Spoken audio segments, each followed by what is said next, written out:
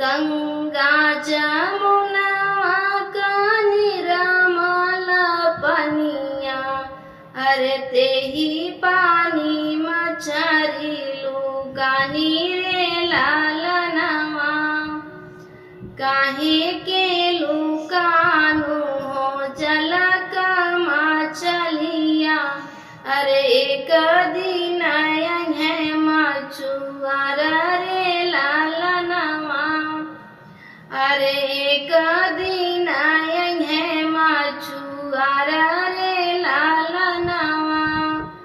डाली दी है जलावा फसाइली है तोह के, अरे ले जाई है तोह के फसाई रे लालनवा।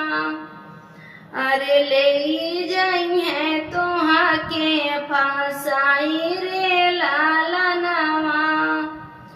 पूरा बरसे आवेला पिया जी का डोलिया, अरे बेटी लुकानी माई गोदरे लालनवा। पूरा बरसे आवेला पिया जी का डोलिया, अरे बेटी लुकानी माई गोदरे लालनवा। काहे के तू लुकालू हो सुना मोरी बेटी, अरे ले जाई है तोह के बियाही रे लालनवा। अरे ले जाई है तोह के बियाही रे लालनवा। गंगा जमुना का निर्मल पनिया, अरे ते ही पानी मछली लुकानी रे लालनवा।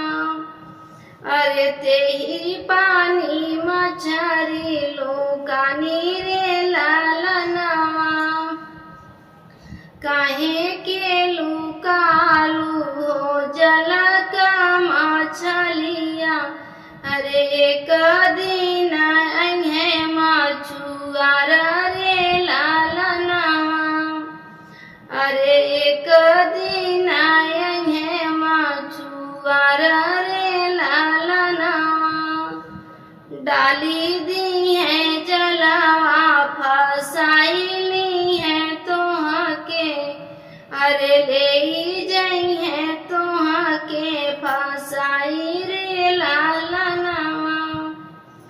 अरे ले जाई है तोह के फसाई रे लालनवा। पूरब से आवेला पिया जी का डोलिया, अरे बेटी लुकानी चाची गोदरे लालनवा। पूरब से आवेला पिया जी का डोलिया, बेटी लुकानी चाची गोदरे लालनवा। काहे तू लुकालू हो सुना मोरी बेटी, अरे ले जाई है तोह के बियाही रे लालनवा। अरे ले जाई है तोह के बियाही रे लालनवा।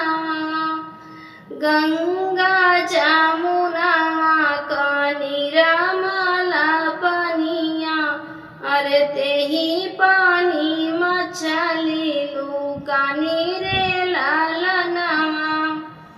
अरे ते ही पानी मछली लुकानी रे लालनवा।